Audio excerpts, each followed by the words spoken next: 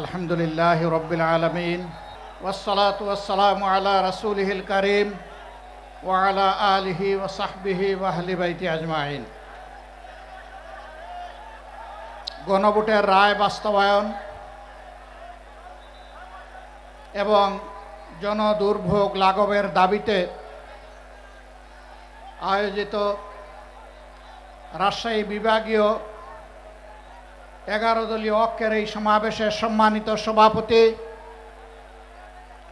সভামঞ্চে উপস্থিত 11 দলীয় ঐক্যের জাতীয় শীর্ষ নেতৃবৃন্দ, আঞ্চলিক নেতৃবৃন্দ, আমার সামনে উপস্থিত প্রিয় রাজশাহীবাসী, সাংবাদিক বন্ধুগণ, আসসালামু আলাইকুম ওয়া রাহমাতুল্লাহ। আল্লাহ তাবারক ওয়া তাআলার শুকরিয়া আদায় করছি যে আল্লাহ রাব্বুল আলামিন অসংখ্য মানুষের ত্যাগ এবং কুরবানির মধ্য দিয়ে আমাদের বুকের উপর থেকে ফ্যাসিবাদী শাসনকে আল্লাহ তাআলা খতম করে দিয়েছেন।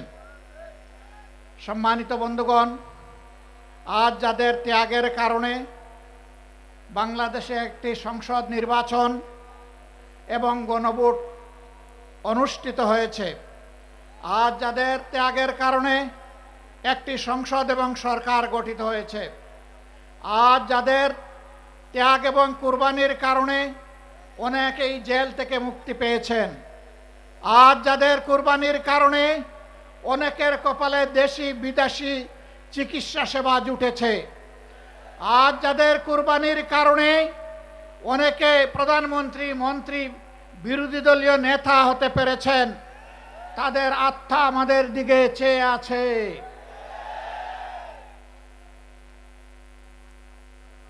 আল্লাহ রাব্বুল আলামিন সব কিছুর পূর্ণাঙ্গ এবং নির্ভুল সাক্ষী। এই পরিবর্তন যখন হয়, তখন একদল জানবাজ তরুণ এবং তরুণী সামনে এসে বুক চিতিয়ে তারা ভয়কে জয় করে গুলির মুখে আন্দোলন গড়ে তুলেছিল। এটি সঠিক। 15.5 বছর ফ্যাসিবাদী শাসনের বিরুদ্ধে আমরা যারা বিরোধী দলে ছিলাম দফায় দফায় আন্দোলন করেছি, কিন্তু আমাদের আন্দোলনের মুখে ফ্যাসিবাদীরা পালিয়ে যায়নি। যেদিন এই তরুণ তরুণীরা সিদ্ধান্ত নিয়ে সামনে এসেছিল, জনগণ তাদের ডাকে সাড়া দিয়েছিল। নারী, পুরুষ, শিশু, কিশোর, যুবক, আবাল, বৃদ্ধ, বনিতা সকলে রাস্তায় নেমে এসেছিল। আন্দোলন সেদিনই সফলতার মুখ দেখেছিল। এখন সরকারি দলের বন্ধুরা তাদের কাউকে বলে শিশু পার্টি আর কাউকে বলে গুপ্ত। লজ্জা! যাদের কারণে আজকে আপনাদের এই গদি, তাদের নিয়ে আপনারা উপহাস করছেন, এর পাওনা বুঝে নেওয়ার জন্য তৈরি হন। এই জাতি ঠিকই পাওনা বুঝিয়ে দেবে আপনাদেরকে। আপনারা জাতিকে ধোঁকা দিয়েছেন এবং ইতিমধ্যে তা স্বীকার করে নিয়েছেন। আপনাদের নেতা বলেছিলেন, আমরা যদি ধোঁকা দেই আগামীতে জনগণ আমাদেরকে আস্থা করে নিক্ষেপ করবে। সেই আস্থা করে দেখার জন্য আপনারা তৈরি হন। গণভোটের রায় অগ্রাহ্য করার মানে হচ্ছে এদেশের জনগণকে অপমান করা, তাদের ভোটকে অস্বীকার করা, তাদের রায়ের প্রতি বৃদ্ধাঙ্গুলি দেখানো। মনে রাখবেন, জনগণের বিরুদ্ধে দাঁড়িয়ে অতীতে কেউ কোনোদিন রেহাই পায়নি, আপনারাও রেহাই পাবেন না। সময় থাকতে অনুরোধ করি, এখনো সৎ পথে ফিরে আসুন। জাতির সাথে গাদ্দারি বেঈমানি করবেন না। আপনারা এসে বলুন, আমরা ইতিমধ্যে যা করেছি ভুল করেছি, আমরা জনগণের দেওয়া রায়, গণভোটের রায় আমরা বাস্তবায়ন করব। হয়তো জনগণ তখন আপনাদেরকে ক্ষমা করবে। আপনারা বলেন আপনারা নাকি সংস্কারের প্রবক্তা। আপনাদের আগে কেউ সংস্কার কর্মসূচি ঘোষণা করে নাই, কিন্তু আফসোস আপনাদের সংস্কার কর্মসূচির প্রথম দফার সাথে আপনারাই আজকে গাদ্দারি করছেন। এই দফায় লেখা আছে, আপনারা যদি নির্বাচিত হন তাহলে এই দেশকে মেরামত করা লাগবে, আর মেরামত করতে হলে সংবিধানের সংস্কার সাধন করা লাগবে। আজকে আপনারা বলছেন সংস্কার কি জিনিস সংবিধানের আপনারা বুঝেন না। তাহলে কি আপনারা শিশুর মতো না বুঝে প্রথম দফায় লিখেছিলেন? আপনারা আপনাদের ইশতেহারে লিখেছিলেন বাংলাদেশের কোথাও অনির্বাচিত কোনো জনপ্রতিনিধি থাকবে না। সরকার গঠন হওয়ার পর 42টা জেলায় ইতিমধ্যে আপনারা প্রশাসক নিয়োগ করেছেন। প্রশাসক কি নির্বাচিত জনপ্রতিনিধি? তা আপনারা তো আপনাদের ইশতেহারের সাথেই তো বিশ্বাসঘাতকতা করছেন।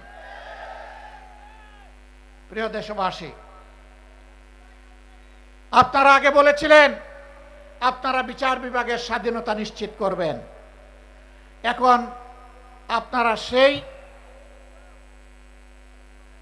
যে অর্ডিন্যান্স ছিল সেই অর্ডিন্যান্সের আপনারা বিরোধিতা করছেন এবং আপনারা বলছেন এটা এখন আপনারা করবেন না। তার মানে বিচার বিভাগকে নিজেদের হাতের মুঠায় রেখে আগামী দিনে আপনাদের আকাম কুকামের প্রতিবাদ যখন জনগণ করবে তখন সেই বিচার বিভাগকে অতীতের ফ্যাসিবাদী কায়দায় জনগণের বিরুদ্ধে আপনারা কাজে লাগাতে চান। আমরা চেয়েছিলাম ফ্যাসিবাদীরা যেমন করে গুম এবং খুনের সংস্কৃতি চালু করেছিল, সেই গুম সংস্কৃতিকে নির্মূল করার জন্য একটা স্বাধীন গুম কমিশন গঠন হোক। আপনারা তার বিরোধিতা করছেন। আপনারা স্বাধীন মানবাধিকার কমিশন আপনারা মানছেন না। আপনারা একটা নিরপেক্ষ কমিশনের মাধ্যমে পিএসসির নিয়োগ আপনারা মানবেন না। আপনারা উল্টা পথে চলছেন। আপনারা মনে রাখবেন, যেই পথ ধরে স্বৈরাচার চলেছিল একই পথ ধরে আপনারাও হাঁটছেন। স্বৈরাচারের যে পরিণতি অতীতে হয়েছে, আপনাদের পরিণতি ভিন্ন হবে না যদি এই পথ থেকে আপনারা ফিরে না আসেন। এই সংসদের মেয়াদ মাত্র গেল 2.5 মাস। আমরা চাইনি এখনই আপনাদেরকে শক্ত করে ধরতে আমরা সুযোগ দিতে চেয়েছি যে আপনারা আপনাদের ভুলকে সংশোধন করুন। মনে রাখবেন, আমাদের এই উদারতা যেন কোনো দুর্বলতা হিসেবে আপনাদের কাছে ধরা না দেয়। ভালো কাজ করবেন, আমরা পানির মতো তরল। মন্দ এবং অন্যায় কাজ করবেন, জনগণের বিরুদ্ধে অবস্থান নেবেন, আমরা ইস্পাতের চাইতেও কঠিন হয়ে দাঁড়াবো সেদিন। দেশ এবং জনগণের কোনো ক্ষতি আমরা মেনে নেব না। আপনাদের নেতা বলেছিলেন দুর্নীতিকে টুটি চেপে ধরবেন। আপনারা ক্ষমতায় এসেই বললেন যদি সমঝোতার ভিত্তিতে কিছু নেওয়া হয় এটা চাঁদা হবে না। ধিক্কার জানাই। আজকে আপনাদের পরিচয় হয়েছে, আপনাদের নাম ছিল জাতীয়তাবাদী দল, এখন মানুষ বলে চাঁদাবাজি দল। একজন চাঁদাবাজকেও আপনারা কবজায় আনেন নাই। জনগণ বিশ্বাস করতে বাধ্য হবে মাথা থেকে পায়ের পাতা সবাই চাঁদাবাজ। নাইলে কেন চাঁদাবাজি বন্ধ হচ্ছে না? সব জায়গায় কেন দুর্নীতির মহা উৎসব চলছে? গায়ের জুড়ে সব জায়গায় রাজনৈতিক দখলবাজি কেন চলছে? বাংলাদেশ ব্যাংকের মতো সেন্ট্রাল ব্যাংকের জায়গাটাও আপনারা ঠিক রাখলেন না। সেখানে একজন দলখানা লোককে আপনারা, অযোগ্য লোককে আপনারা বসাই দিলেন।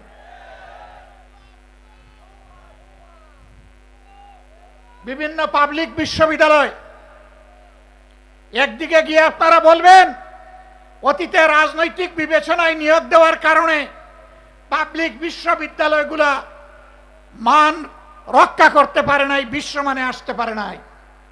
আবার আপনারা দক্ষ বিসি, প্রবিসি, প্রক্টর, প্রভুষ সবাইকে সরিয়ে দিয়ে দলখানা লোকদেরকে সেখানে বসাবেন। জাতির সাথে এটি হচ্ছে প্রহসন। এই অবস্থা যদি অব্যাহত থাকে প্রশাসনে যদি নিবেদিত প্রাণ দেশপ্রেমিক দক্ষ যোগ্য মানুষদেরকে তালপট্টিতে খাল বিলে পাঠিয়ে দলখানাদেরকে যদি অযোগ্য জায়গায় বসানো হয়, মনে রাখবেন এর খেসারত শুধু জাতি দিবে না, এর আগে আপনাদেরকে দিতে হবে।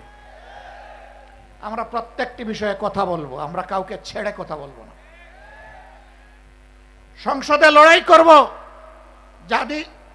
যাতে জাতির দাবিগুলো শান্তিপূর্ণভাবে আদায় হয়। যেখানে স্পিকারের অনুমতি নিয়ে কথা বলা লাগে, কিন্তু সেখানে যদি কথা বলতে দেওয়া না হয়, অথবা আমরা যদি জাতীয় সমস্যার সমাধান সেখানে খুঁজে না পাই, তাহলে আমরা ওখানে চলে আসব যেখানে কথা বলার জন্য স্পিকারের কোনো অনুমতি লাগবে না। আমরা তখন জনগণের পার্লামেন্টে চলে আসব। সম্মানিত ভাইয়েরা, আমি আপনাদেরকে অনুরোধ করব, এই দেশ কোনো দলের নয়, গোষ্ঠীর নয়, পরিবারের নয়। এই দেশ 20 কোটি মানুষের। আমাদের সকলকে এক একজন সাচ্চা পাহারাদার হয়ে দাঁড়াতে হবে। অন্যায়ের বিরুদ্ধে এক একজন যোদ্ধার ভূমিকায় অবতীর্ণ হতে হবে। অন্যায় ও সত্যের বিরুদ্ধে লড়াইয়ে অবতীর্ণ হতে হবে। কেউ আমার অধিকার দয়া করে আমার পকেটে এনে দেবে না। লড়াই করে অধিকার আদায় করব ইনশাআল্লাহ। কাউকে ছাড় দিয়ে কথা বলা হবে না। আমাদেরকে মাঝে মাঝে চোখ রাঙানো হয়। কেউ কেউ বলেন যে যদি আপনারা এই করেন ওই করেন তাইলে আগামীতে এ হবে ওই হবে। বন্ধু, ভয় দেখাবেন না। যাদের নেতারা হাসতে হাসতে ফাঁসির তক্তার উপরে দাঁড়াতে পারে, তাদেরকে কোনো কিছুর ভয় দেখাবেন না। আমাদের নেতৃবৃন্দ রাস্তা রচনা করে গিয়েছেন, জনগণের মুক্তির রাস্তা। এই রাস্তা ধরে আমরা চলতেই থাকব। পার্শ্ববর্তী দেশ আমাদের প্রতিবেশী, প্রতিবেশীকে সম্মান করি। আমরা চাই আপনারা শান্তিতে থাকুন। আমরা চাই আপনাদের দেশের ভিতরে মানবিক পরিবেশ তৈরি হোক। আমরা চাই না ধর্মের ভিত্তিতে সেখানে বিভাজন এবং অশান্তি হোক। কিন্তু আমরা দেখতে পাচ্ছি সেখানে শুধু মুসলিম নামের পরিচয়ে মানুষকে নাজেহাল করা হচ্ছে, আর বাংলাদেশের দিকে লাল চোখ দেখানো হচ্ছে। বন্ধু, এটা তিতুমিরের বাংলাদেশ, হাজী শরীয়তুল্লাহর বাংলাদেশ, শাহ মখদুমের বাংলাদেশ। এই বাংলাদেশের দিকে চোখ রাঙাবেন না। হুমকি ধমকি দিবেন না। আমরা চাই আমরাও শান্তিতে থাকি, আমরা চাই আপনারাও শান্তিতে থাকুন। আমাদের শান্তি নিয়ে টান দিলে কারো শান্তিই থাকবে না। আমরা বিশ্ব সম্প্রদায়ের প্রতি আহ্বান জানাবো, এখন সেখানে যে মানবিক বিপর্যয় চলছে, আমরা এই ব্যাপারে আপনাদের বক্তব্য জানতে চাই, আপনাদের পদক্ষেপ দেখতে চাই। এই বিপর্যয় বন্ধ হোক। আমরা বাংলাদেশে কোনো সাম্প্রদায়িক অশান্তি সৃষ্টি করতে কাউকে দেব না। এই দেশ মুসলমান, হিন্দু, বৌদ্ধ, খ্রিস্টান সকলের। এদেশে যারাই জন্মগ্রহণ করবে তারা সমান মর্যাদার ভিত্তিতে নাগরিক অধিকার ভোগ করবে। এটাই বাংলাদেশের ঐতিহ্য। আমরা যে কোনো মূল্যে এই ঐতিহ্য রক্ষা করব ইনশাআল্লাহ। আমাদের ঐতিহ্যের দিকে কেউ যেন কালো হাত এবং নখর না বাড়ায়। যদি বাড়ায় তাহলে 20 কোটি মানুষের 40 কোটি হাত তা রুখে দেবে ইনশাআল্লাহ। সম্মানিত ভাইয়েরা, এখন দেশের অতীতের যে সমস্ত ক্ষতি হয়েছে, অর্থনীতি বিধ্বস্ত হয়েছে, ব্যাংক বিমা কর্পোরেশন লুটপাট করে শেষ করে দেওয়া হয়েছে, আমাদের যুবকরা বেকার, দিন দিন বেকারের মিছিল বেড়ে যাচ্ছে। এগুলার সমাধান কিভাবে হবে তাই নিয়ে চর্চা হবে সংসদে। আশ্চর্যের ব্যাপার, এখন চর্চা হয় 55 বছর আগে কে কি ছিল না ছিল বাহাদুরি দেখানোর। যার যে ভূমিকা ছিল আমরা তার জন্য স্যালিউট জানাই।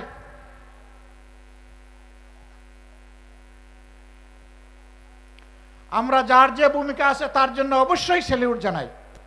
কিন্তু একটা জাতি যদি ভবিষ্যতের দিকে না তাকায়া চিংড়ি মাছের মতো শুধু পিছনের দিকে তাকায়, এই জাতি জীবনে এগিয়ে যেতে পারবে না। ইতিহাস আমরা চর্চা করব, কিন্তু ইতিহাস নিয়ে পড়ে থাকবো না। ইতিহাস চর্চা করব ইতিহাস থেকে শিক্ষা নেওয়ার জন্যে। ইতিহাসের সাথে বেইমানি করলে একটা জাতিকে কতটা মূল্য দিতে হয় তা জানার জন্য। আমাদের অনেক সমস্যা। বাংলাদেশের 4 ভাগের 1 ভাগ পদ্মা এবং তিস্তার কারণে এখন প্রায় মরুভূমি হয়ে গিয়েছে।